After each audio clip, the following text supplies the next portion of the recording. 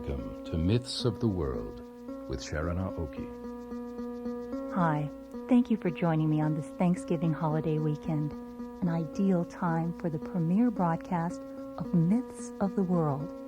I'm Sharon Aoki, your host for a fascinating hour. Our narrator, Alan Bergreen, will join me to dramatize creation myths from Africa, Japan, Mexico, and Northern Native America. Throughout the program, mythology scholars from Occidental College and UCLA's Folklore and Mythology program will offer insight into the similarity and diversity of myth across cultures. In addition, original music by our composer Michael Robinson will bring life to the dramatized myth narratives. So what is myth, you may ask? Well, scholars define myth as sacred oral or written narratives that have profound meaning for each culture. Myths are the outward expression of a people's understanding of their universe. Religious texts such as the Torah, the New Testament, and the Quran are essentially written mythology. And unlike legends or folk tales, myths are considered truth by those that believe them, and they deserve our respect. Now let's go on campus to UCLA's Folklore and Mythology program, where I'll be speaking with doctoral candidate Patrick Polk, an expert in African mythology and religion. He says we begin to understand separate groups of people when we look at myths from different cultures. When we look at each particular one, we get the sense of beginning to know something about a group of people, one group of people. We can conceptualize their world, perhaps, as they see it. Yet when we look at them all together, we can also see the similarities. These are all talking about the same types of things, and the myths proceed in the same type of way. So that one of the wonders of looking at, a comparison of a group of myths is that we can see not only how one group of people structures the universe, but how, in general, all humans structure the universe. Now relax, settle back, and let your imagination take you to Gabon, Africa, where narrator Alan Bergreen and myself will retell the creation myth of the Fang.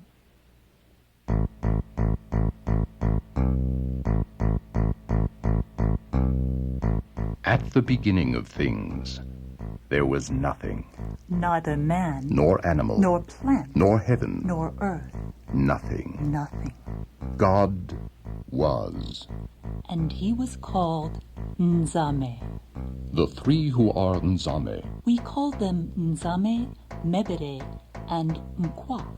At the beginning, Nzame made the heaven and the earth, and he reserved the heaven for himself. Then he blew onto the earth, and earth and water were created, each on its side. Nzame made everything. Heaven, earth, sun, moon, stars, animals, plants, everything. When he had finished everything that we see today, he called Mebere and Kwa and showed them his work. This is my work. Is it good? They replied, Yes, you have done well. Does anything remain to be done? Mebere and Nkwa answered him, We see many animals, but we do not see their chief. We see many plants, but we do not see their master. As masters for all these things, they appointed the elephant because he had wisdom, the leopard because he had power and cunning, and the monkey because he had malice and suppleness. But Nzame wanted to do even better, and between them he, Mebere, and Nkwa created a being almost like themselves. One gave him force, the second sway, and the third beauty. Then the three of them said, Take the earth. You are henceforth the master of all that exists. Like us, you have life. All things belong to you. You are the master. Nzame, Mebere, and Nkwa returned to the heights to their dwelling place, and the new creature remained below alone, and everything obeyed him. But among the animals, the elephant remained the first, the leopard the second, and the monkey the third, because it was they whom Mebere and Nkwa had first chosen. Nzame, Mebere, and Nkwa called the first man Fam, which means power. Proud of his sway, his power, and his beauty, because he surpassed in these three qualities the elephant, the leopard, and the monkey. Proud of being able to defeat all the animals, this first man grew wicked. He became arrogant and did not want to worship Nzame again, and he scorned him. Yeye ola yeye. God on high, man on earth. Yeye ola yeye. God is God, man is man. Everyone in his house. Everyone for himself. God heard the song. Who sings? He asked. Look for him, cried Fam. Who sings? Yeye ola yeye. Who sings? It is me, cried Fam. Furious, God called Nzalan, the thunder. Nzalan, come! Nzalan came running with great noise. Boom, boom, boom! The fire of heaven fell on the forest. The plantations burnt like vast torches. Everything in flames. The earth was then, as today, covered with forests. The trees burnt, the plants, the bananas, the cassava, and even the pistachio nuts. Everything dried up. Animals, birds, fishes, all were destroyed. Everything was dead. But when God had created the first man, he told him, "You will never die. And what God gives, he does not take away." The first man was burnt, but none knows what became of him. He is alive, yes, but where?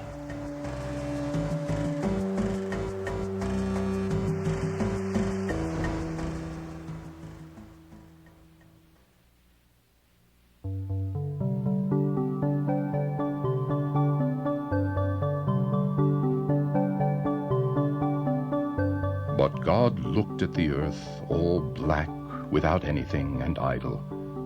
He felt ashamed and wanted to do better. Nzame, Mebere, and Nkwa took counsel, and they did as follows. Over the black earth covered with coal, they put a new layer of earth. A tree grew bigger and bigger, and when one of its seeds fell down, a new tree was born.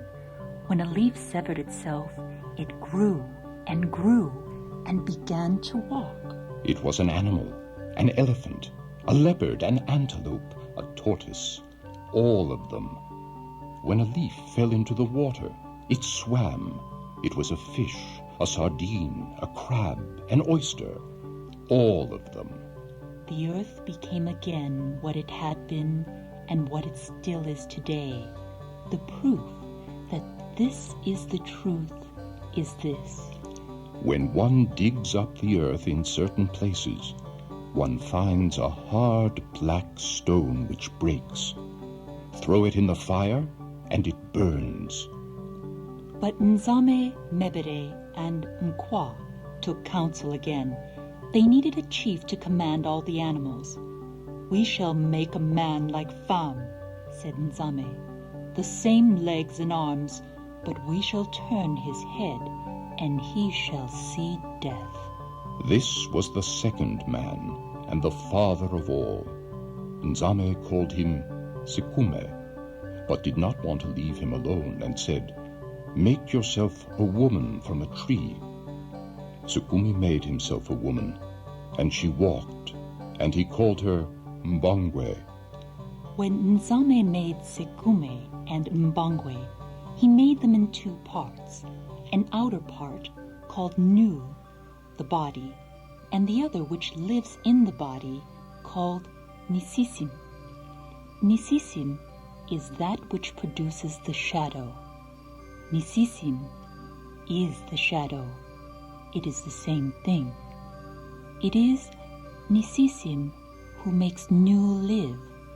Nisisim goes away when man dies, but Nisisim does not die.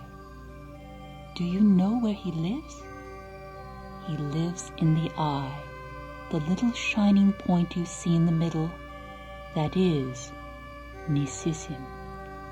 Stars above, fire below, cold in the hearth, the soul in the eye, cloud, smoke, death.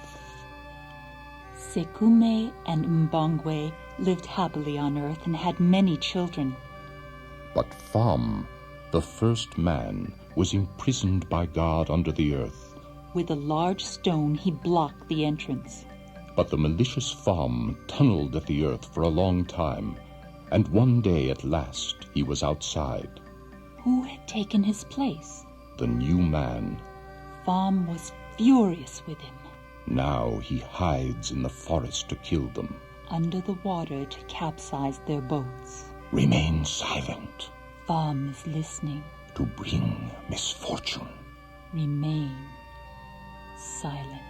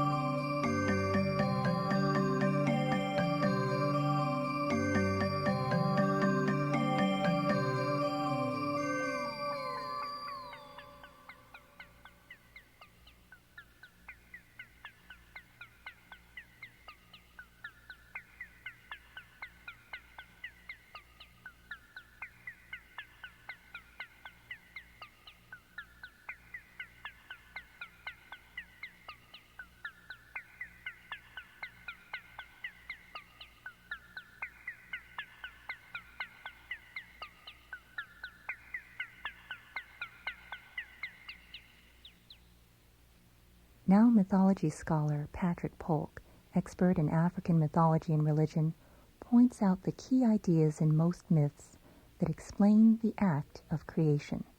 Is it just a purely good act, or is it a random act, or is creation a violent act?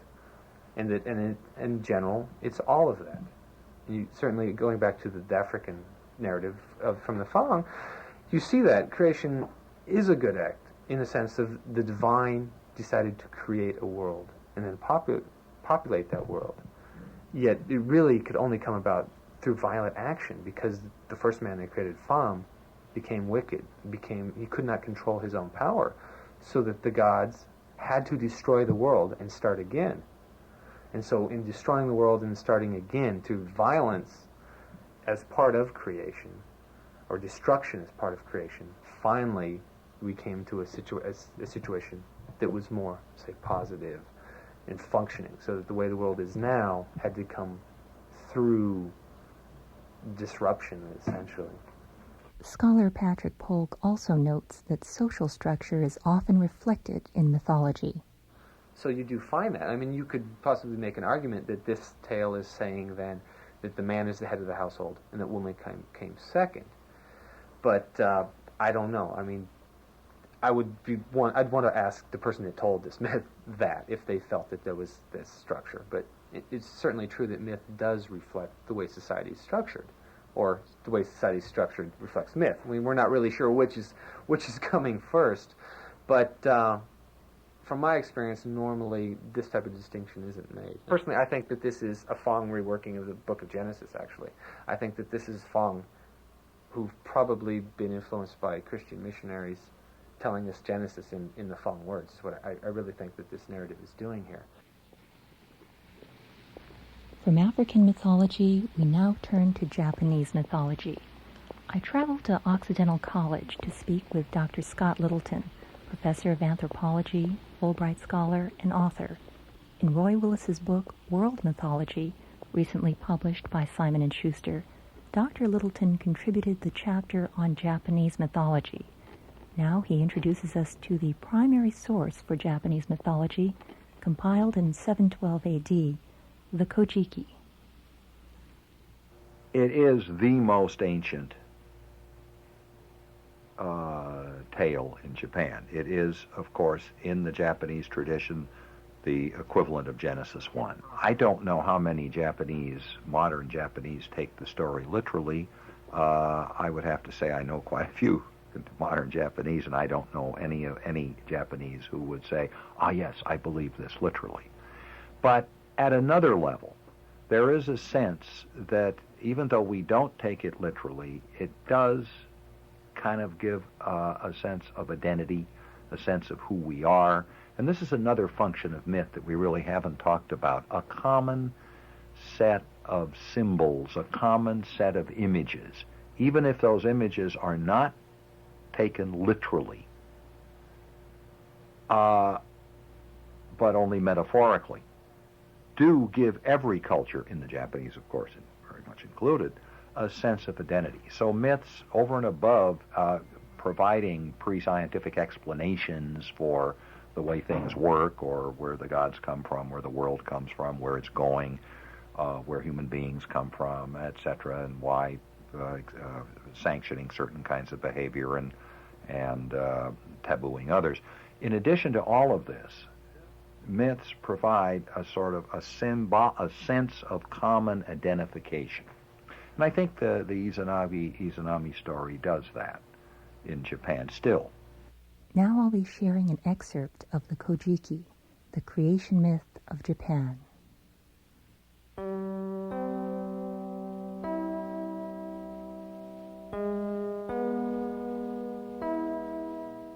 At the time of the beginning of heaven and earth, when the land was young, resembling floating oil and drifting like a jellyfish, 5 deities came to be, called the separate heavenly deities. Soon after, the 7 generations of the age of gods were formed. Among them were the creators of our world, twin deities, Izanagi, the male who invites, and Izanami, the female who invites.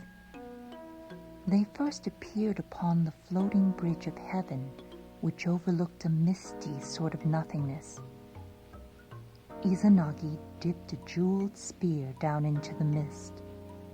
Gently he stirred the nothingness, which made a curdling sound. Koro, koro, koro.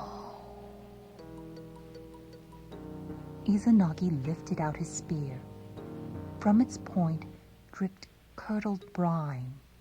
The brine formed an island onto which Izanagi and his twin sister stepped. There they erected a pillar and built a great hall. That done, they conversed in stilted fashion regarding the slight difference between their 2 bodies. It occurred to Izanagi that bodily union with his sister might bring interesting results, and she agreed. Accordingly, they stepped in opposite directions around the pillar which they'd set up and met on the far side of it. Then Izanami said, "Ah, what a handsome young man!" Izanagi, for his part, replied, "Ah, what a lovely maiden." From the first union of the heavenly twins, a blood-sucking water leech was born. From the second union, a small island of foam. These results were deemed unsuccessful, so the couple retraced their steps around the pillar. This time, when they met on the far side, Izanagi spoke first. "Ah, what a lovely maiden." And Izanami responded as expected. Their third union resulted right away in the 8 islands of Japan. Then came the sea, the rest of the earth's surface, the seasons, winds, trees, mountains, and last of all, the burning, swift, male spirit of fire. But that impetuous child severely burned its mother in coming to Earth. She lay down and threw up a host of subsidiary beings and died.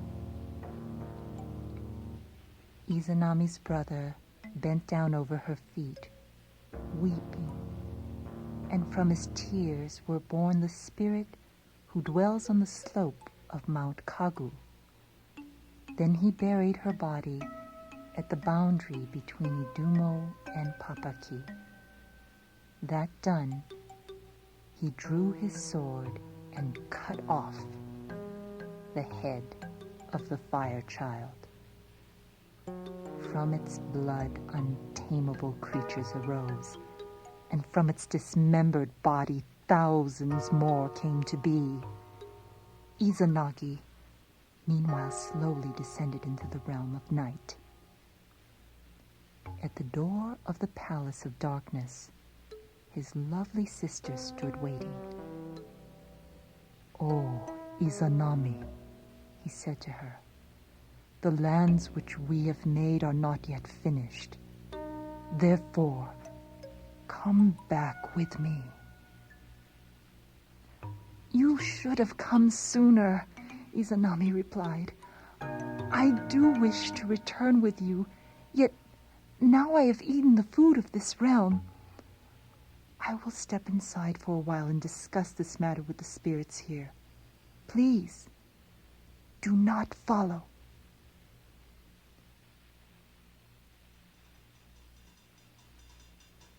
Impatient love possessed Izanagi. He pulled from his hair one of 2 ornamental hair combs to use as a torch. Setting it ablaze, he entered the door. His sister lay rotting, and there were black maggots which fed upon her flesh from within. Great thunder in her head, fire thunder in her breast, black thunder in her belly, crack thunder in her loins, young thunder in her left hand, earth thunder in her right hand, sounding thunder in her left foot, reclining thunder in her right foot. Then Izanami screamed in fury, "You have put me to shame!" Arising, monstrous from her coffin, she pursued her brother toward the upper world. Izanagi cast his headband behind him as he ran. It turned into a cluster of black grapes, which his sister paused to devour. Then she came on again, running, with the 8 spirit thunders around her. Izanagi cast down his other hair comb. It turned into bamboo shoots, which his sister pulled from the ground and ate in her hunger. She sent ahead the troops of night, who had sharp horns, numbering 1,500. But Izanagi beat them off with his sword. Near the level pass between the world, whose dimensions we can guess, and the world which is strange to us, a miraculous peach tree grows. Izanagi, out of breath, stopped underneath the tree. He flung 3 peaches at his pursuers. All, except Izanami herself, shrank back into darkness. Then, quickly, Izanagi rolled a great stone into place to block the pass. When his sister arrived, panting and wailing, at the far side of the stone, he spoke and formally divorced her forever.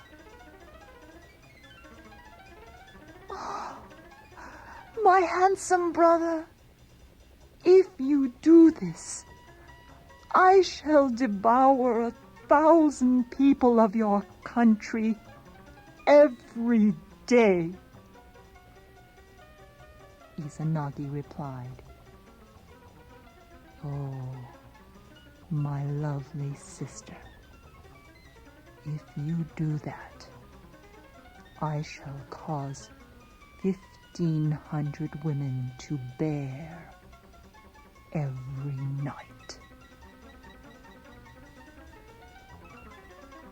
With that, the human condition was set.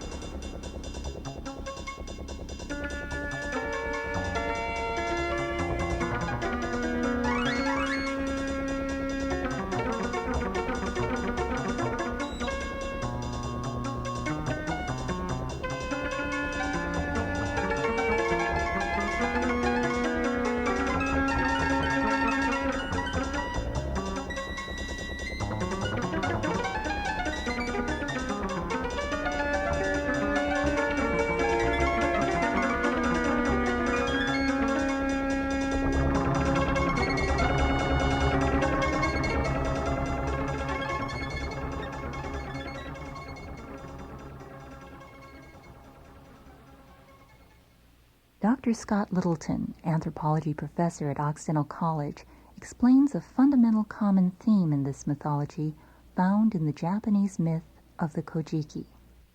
In the Kojiki, we see a prime example of a typical creation story, in which the sequence of events begins with a chaotic state, what the late Michele called chaos, this condition of chaos, the primordial condition. We see it in Greek myth, we see it in Germanic mythology, etc. The notion of going from chaos to cosmos, from disorder to order. Almost every creation myth with which I am familiar, from Genesis to ancient Babylonia, ancient Greece, the stories that you're concerned with in this program, all in some way or other reflect this process. This is, I think, a fundamental common theme in human mythology. If somebody were to ask me what is the most fundamental theme in human mythology, it would be this: the process of going from chaos to cosmos, or as Iliade called it, or order. Anthropologist Dr. Scott Littleton explains how social structure of ancient and modern Japan is reflected in the Kojiki.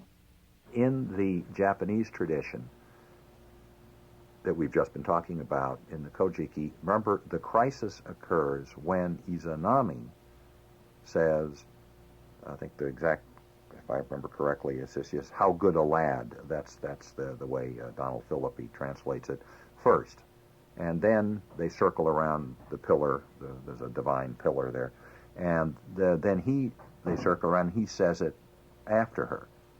At first they don't realize this is wrong, but it turns out it is wrong, and this serves as a charter for the hierarchical relationship between men and women in the culture.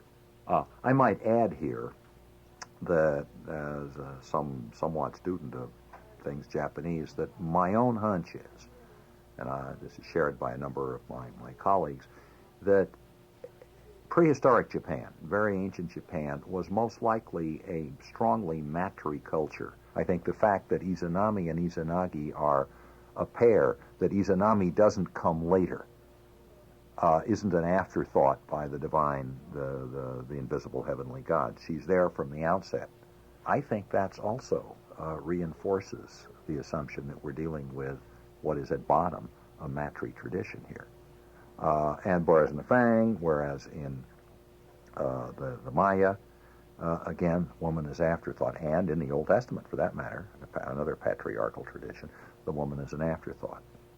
Finally, Dr. Littleton explains why myths like the Kojiki are important to our world. They contain fundamental metaphors that help us still kind of come to terms with who we are, where we've come from, where we're going. And it also leads me to the observation that the construction of myth-like metaphors, if you will, can be seen right out at the leading edge, the far edge of science, of cosmological science. We talk about phenomenon like the Big Bang. We talk about, and we use the concept of, quote, the Big Bang is in some ways as much a metaphor, a myth-like metaphor, as anything you'll find in the Kojiki. It's, again, another way of getting a handle on going from ultimate, absolute disorder to something that is predictable. What is it we can, some of my physicist friends say that we can now reconstruct the sequence of events back to within a tiny fraction of a second after the primordial explosion that created the universe as we know it. But before that, we're totally, in that fraction of a second earlier, we're still totally dependent upon metaphors like the Big Bang, and so we come around full circle. We're back to sort of a myth-like interpretation. And that's what basically myth makers, whether thousands of years ago or people trying to understand the roots of the universe, what they're trying to do is they're ultimately trying to come up with the most efficient metaphors for making sense out of this, the phenomenon, as they can. That is, we're all still concerned with chaos to cosmos, whether we're doing it at Caltech or getting Nobel Prizes for doing it, or whether we're talking about an ancient Japanese trying to make sense out of where did these islands come from, the sun and the stars and the moon. Let's return to UCLA's Folklore and Mythology program, where doctoral candidate Michele Goldwasser introduces us to one of the most important sources of pre-Columbian myth, the Popol Vuh. Certainly one of the greatest civilizations of all times existed in Central America. The Popol Vuh was written down in the 17th century by a Christianized native from the area. It was translated first into Spanish and then translated into his native language, so that the extant material, the material that exists today, actually is in the Mayan dialect of Quiche. And so that this mythology, though, has an oral history that may go back hundreds and hundreds of years. And so it's one of those wonderful documents that we have into the minds of people in the 1600s and what they were telling as their tales. And it's a 4-part, very elaborate document. The Popol Vuh comes from, the popol is the word of the bark of the trees, and the Vuh means book. We really have to look at these books as part of their mythologies, as part of their histories, with that same sanctity that they probably held at that time. Now narrator Alan Bergreen and myself retell an excerpt from the Popol Vuh, the Maya Quiche creation myth.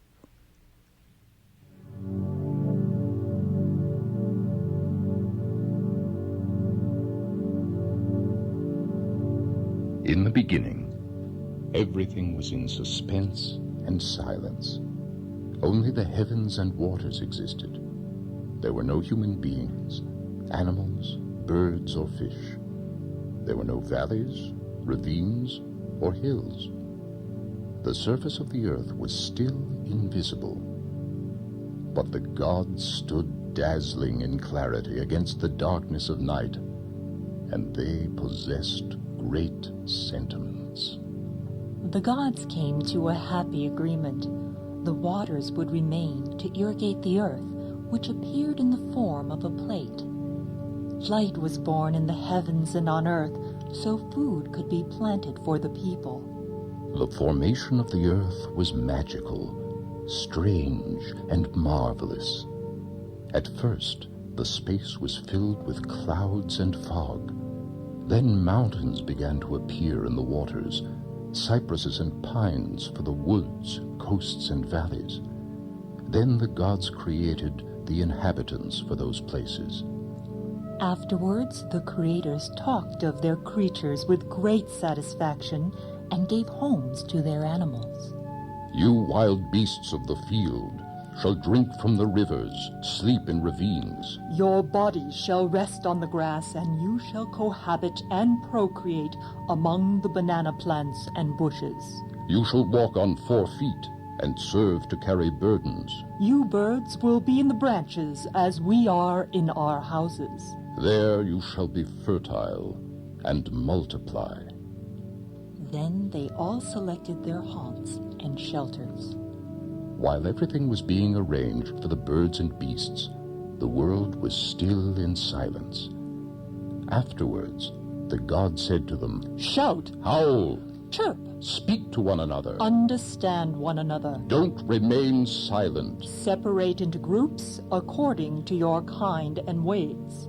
Then say our names, so that we may be honored in heaven. Since we are your father and mother. But they could not speak like rational beings. They only made gestures and sounds. They cackled, bellowed, and chirped. When the creators saw that their creatures did not pronounce their names nor recognize them, they were very sad.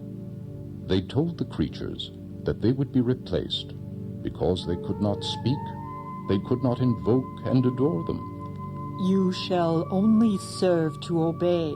and your flesh shall be crushed and eaten. That shall be your destiny. Thus the procreators and engenderers consulted and made a second attempt at forming creatures who would be impressed with their greatness.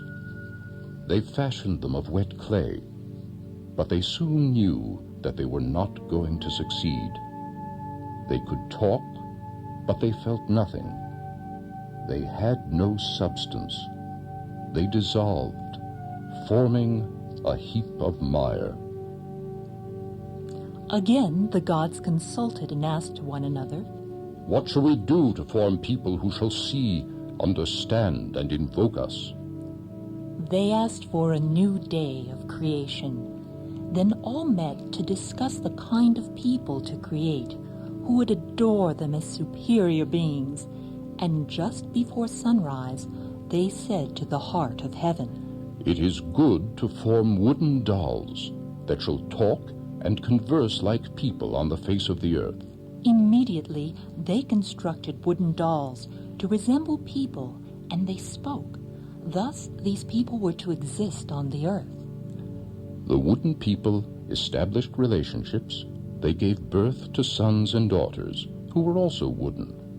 But they had no hearts, nor feelings. They did not know that they were children of the Creator and Revealer.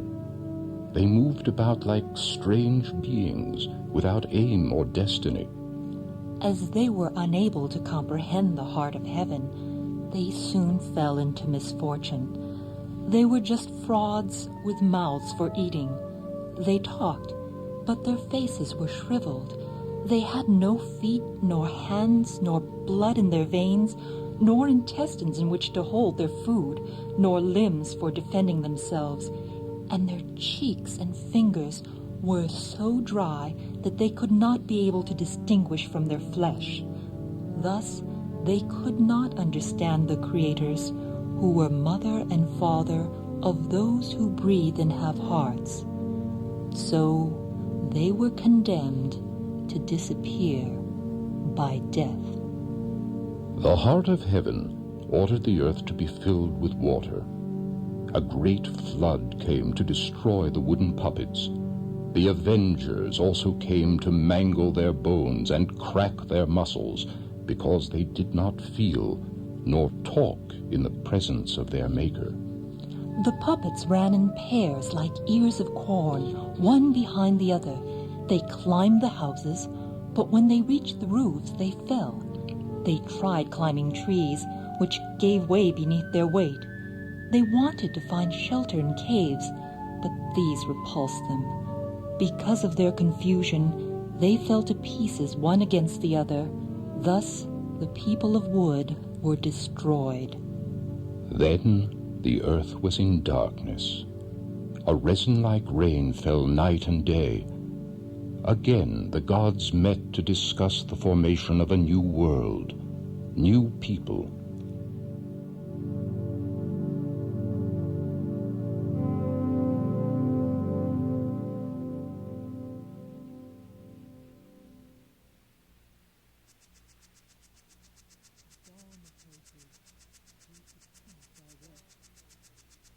Dawn approaches.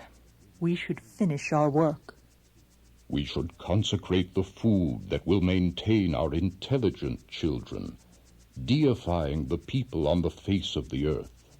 Then they sent their prayers into the night and dispersed, well pleased. From Pazil and Kayala, the places whence come all good things, the fox, the coyote, the parrot, and the crow told the gods about the white and yellow corn which was to form the flesh and blood of the new people. They showed them the way to Pazil. The gods rejoiced over finding corn, the cacao, fruits, and honey. There were trees and plants growing for food and drink. Immediately they began to plan how to form our first ancestors. The flesh and muscles were made of the yellow and white corn. They had no father nor mother. They were simply called men. Only 4 were made of this food. They were not born of woman, but were children created by the gods, who endowed them with a presence and likeness of people. These men talked and reasoned. They saw and felt, walked and touched. They were perfect of face and of handsome appearance. They saw and understood what was in the heavens and on the earth. The new people were questioned by two of the gods. What do you think of the senses you have received? Do you not see and know that your language is as good as your way of walking? Then open your eye, let your glances penetrate, and see as far as you can, even into the mountains and the coasts. Whatever you behold, as far as your eyes can see, you will possess it all. After they had seen everything under the heavens, they showed their gratitude to their creators, giving them thanks 2 and 3 times. You have given us our existence, our mouths and our faces. We speak and hear, feel and move and walk. We have the perception to distinguish what is near and far from us. Because of this, we can see the big and the little that exists in the heaven and on the earth. Thanks to you, then, our makers, for having given us life. You are our grandparents, our ancestors. The gods were not pleased. Their children knew and saw too much, so they took counsel and decided to limit their vision and understanding. So the creators veiled the eyes of man, covering them as one's breath covers a mirror. Their eyes became clouded, and they could only see what was near. And their eyes were the same then as now. Then women were formed as companions for these men. He who sees all fulfilled their wishes. It was in a sort of dream that they received, by their word, women full of beauty. And when men saw them, their hearts filled with joy. They would no longer be alone. They had mates. These first men and their companions were the ancestors of our big and small tribes. They were the source of our origin, of the Maya Kichi and their descendants. Thus, the gods of both the Aztecs and Mayas, through trial and error, discovered that the human beings whose devotion they sought had to be made and sustained with corn, their sacred food.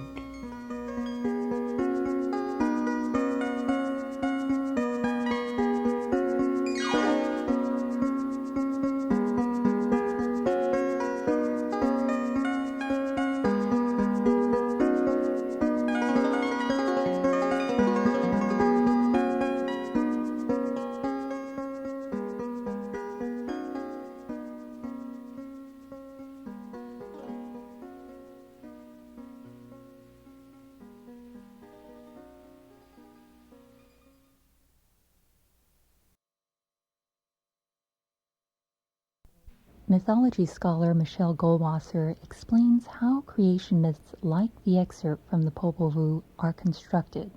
If you start to hear a lot of these myths, they all kind of follow this very logical pattern, especially if you're able to try to take yourself out of your physical surroundings today and place yourself in maybe the geographical surroundings of that area.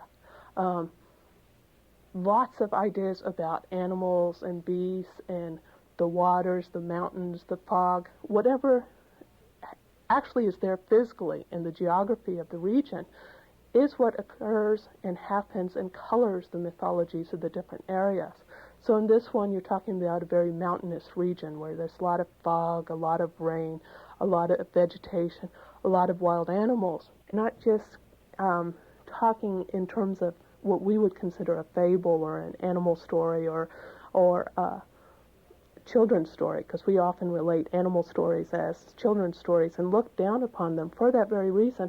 But they're talking about something that's very integral with their own lives, and so animals come more on a level with themselves because they interact with them on a daily basis. Scholar Goldwasser also makes two important points about man's role in the Mayan myth and the other creation myths we've heard today. It's a very important part of man in all of these myths, actually, is inside the heart, the feelings that are with them. And then they finally are able to create man out of corn, a substance that gives them life, that often in regions such as this 1,000 years ago, food becomes the vital act of survival. There's famine, there's starvation quite often, so food becomes that life-giving source. And here in this myth, they create man from food itself. Many, if not all these mythologies, also have a part to them that explain man is not as perfect as the gods. Man has fallen. Man, in some ways, was not given all that power to have immortal life. He dies. And that is a natural fact of life. And these mythologies, like they cover everything else, also cover that fact. From pre-Columbian myth, we return home to the northern Native American mythology of the Iroquois. Stephen Wehmeyer, Master's Candidate and Research Assistant with the Center for the Study of Comparative Folklore and Mythology at UCLA, introduces us to the Iroquois. The Iroquois are not a single people, but are actually a league of nations. 6 nations at present. Originally, the Iroquois was a league of 5 nations, the Mohawk, the Seneca, the Cayuga, the Oneida, and the Onondaga. And the Tuscarora joined the league, so that now you have the league of the 6 nations of the Iroquois. I asked mythology scholar Stephen Wehmeyer what makes this Iroquois creation myth important. This is an important story. I'd venture to say it's a sacred story because it talks about origins, because it talks about beginnings, because it is culturally specific. I think this is an important thing to point out, and we're not talking about a creation story in quite the same sense that we talk about creation story when we talk about Genesis or some of the other myths that have been discussed here. There's no divine figure shaping the earth. And this is really a myth about motion between 2 worlds, rather than a divine force creating a world and causing it to come into being. Now our narrator, Alan Bergreen, retells an excerpt of this creation myth of the Iroquois. Now in the beginning, human beings lived in the sky and imagined nothing else. But then one day their chief's daughter fell ill. No one knew what was wrong with her. No one could cure her. She lay and suffered day and night. At length, the wise old man of the tribe dreamed a strange dream. He came to the people next day and said, "We must bury the chief's daughter near the great tree that stands by his lodge. Then we must dig it up. The spirit has told me in my dream." The people murmured, for that tree gave them food to eat in the winter when they were hungry. Nonetheless, they did exactly as the old man said, carrying the girl there and laying her down, then setting themselves to dig up the great tree. It fell with a crash, its roots in the air, leaving a huge hole where it had been, into which fell the girl who had been lying there asleep, pushed, some say, by one man who was still angry because of the sacrifice that had been demanded of his people. The girl grabbed at the roots of the tree to save herself. She dragged the tree down with her through the hole. Down, down and down they fell, down, and nothing to meet them far below but an endless, endless ocean on which swam waterfowl of all kinds, swans and ducks and plovers and divers. These saw her fall and took pity on her plight. Linking themselves together, they made a platform of bone and feather on which she landed, though the tree sank straight to the bottom of the sea. "She is much too beautiful to drown," the bird said, "but she is much too heavy a burden for us to bear for very long. Who will carry this woman now? "I will," said the great turtle chief, and took her on his back at once. Then he said, "This will bring great fortune to our people. We must make the woman a resting place that will last her forever, that will be big enough to carry all the other creatures who may join her there. You saw the tree that fell with her, the earth still clinging to its roots? One of you must dive to the bottom of the sea and bring some of that earth to me." All the water birds and creatures heard him. But the sea was not only wide, but deep. Otter, muskrat, and beaver dived in turn. None of them could reach the bottom. As each re-emerged on the surface of the sea, he rolled over and died from sheer exhaustion. At last Toad said that he would try, but he was gone so long that the others, peering down into the depths of the sea and seeing no sign of him, thought him wholly lost. At last, slowly, slowly, he swam upwards and appeared among the waves around them. He was so weary he could hardly croak. He rolled over and died at once. But his mouth had fallen open, and in it there was a little speck of earth, and this the turtle told them to place upon his back, which they did. Being magic earth, it spread and spread until it covered all the turtle's shell, spread and spread onwards till it had made a whole earth, supported still upon the turtle's back, but with room enough on it for any creature who would care to come. Yet darkness covered it. The animals gathered together again to consider the problem. A lamp was needed, they thought, a great lamp placed high up in the sky, high enough to fill the whole earth with light.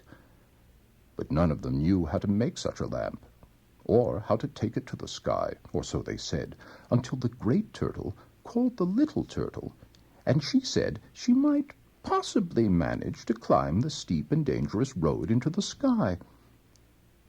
All the other animals joined their magic to help her. They caused a great black cloud to form, and in it were many rocks, which, clashing together, filled the sky with flashes of lightning. As soon as she saw these, the little turtle climbed into the cloud and rode around in it all over the sky, seizing each lightning flash that passed, until she had enough of them to make a golden, burning ball, bigger than she was, and this she threw with all her might higher and higher into the sky, and there it stood, the sun. And when the cloud moved on again, she gathered enough lightning to make another ball, a smaller, paler one, which, in its turn, she threw above her, and that one made the moon. "It is good," the great turtle said. "Now the earth has day."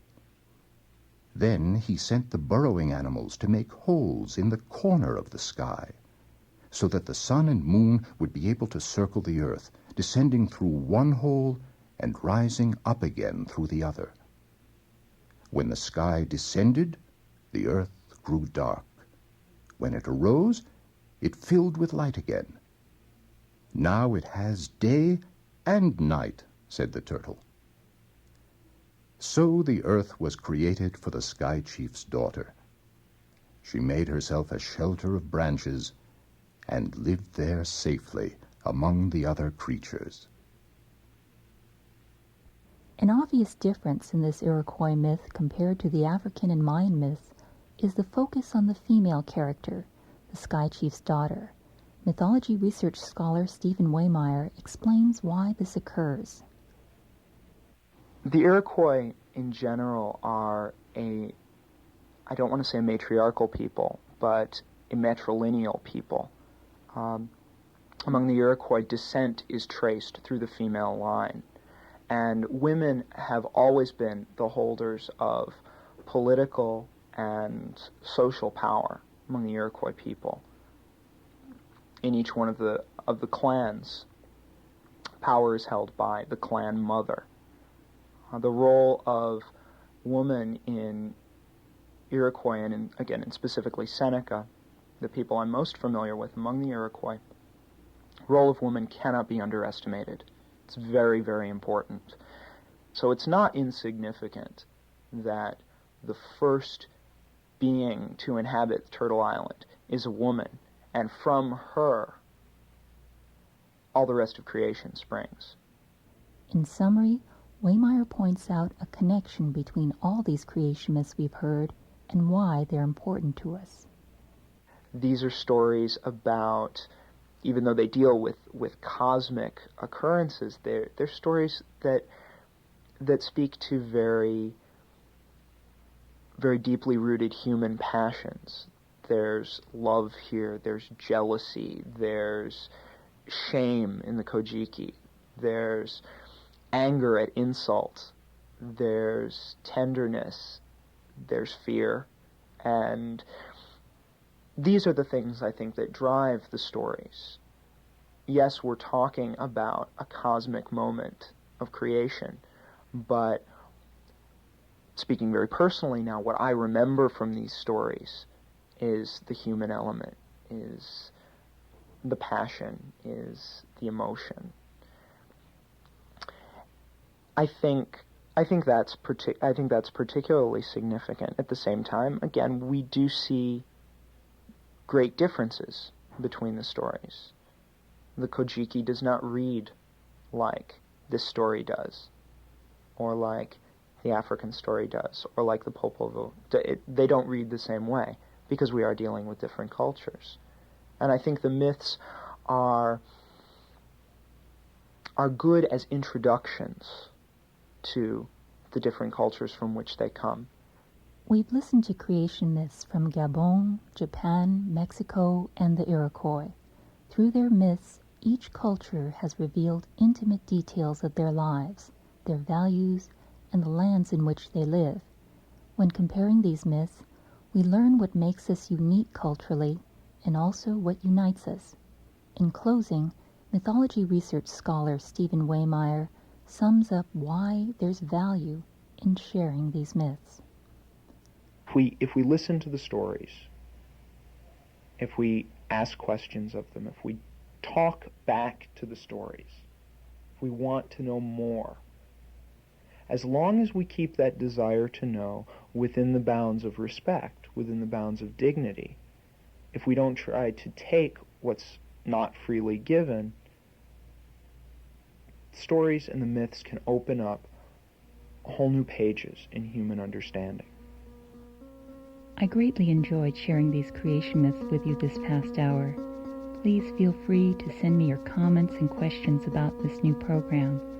Do have a pleasant holiday weekend. My thanks go to the staff and management at KPFK, with special thanks to Gwen Walters, Lucia Chappelle, Bill Thomas, and all those who tell and retell the myths of the world.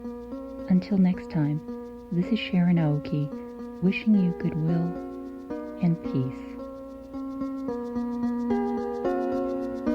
Myths of the World with Sharon Aoki is a production of AOK Productions, Inc., Los Angeles. Original music by composer Michael Robinson. His new CD, Trembling Flowers, is available at Tower Classical in West Hollywood. Narrator Alan Bergreen's appearance through the courtesy of CLI Talent Agency. Engineered at KPFK Pacifica Radio, North Hollywood, California. And the time now is 1:06, 45 seconds, some odd change, and everything.